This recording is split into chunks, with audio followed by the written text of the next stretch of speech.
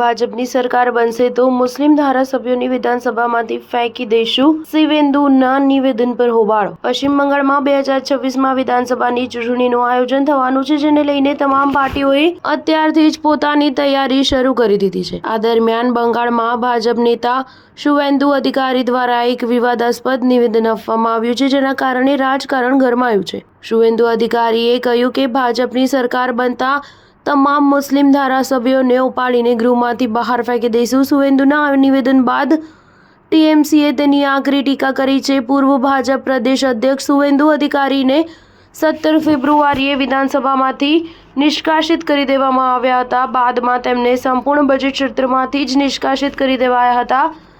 વિધાનસભાની આ કાર્યવાહી પર નારાજગી વ્યક્ત કરતા શુવેન્દુ અધિકારીએ કહ્યું કે ગૃહમાં વારંવાર ભાજપના ધારાસભ્યોના માઇક બંધ કરી દેવામાં આવે છે। એકવાર રાજ્યમાં ભાજપની સરકાર આવી જવા દો, અમે ટીએમસીના બધા મુસ્લિમ ધારાસભ્યોને ઉપાડીને ગૃહની બહાર રસ્તા પર ફેંકી દઈશું। આ સિવાય તેમણે મમતા બેનર્જીની સરકાર પર પ્રહાર કરતા કહ્યું કે સરકાર કોમી રાજનીતિ કરે છે અને તે મુસ્લિમ લીગનું જ બીજું રૂપ છે। શુવેન્દુ અધિકારીના નિવેદન બાદ પશ્ચિમ બંગાળનું રાજકારણ ગરમાયું છે। શુવેન્દુના આ નિવેદન બાદ મમતા બેનર્જીની પાર્ટી તૃણમૂલ કોંગ્રેસે આકરી ટીકા કરી આ ટિપ્પણીને નફરતી ગણાવ્યું હતું।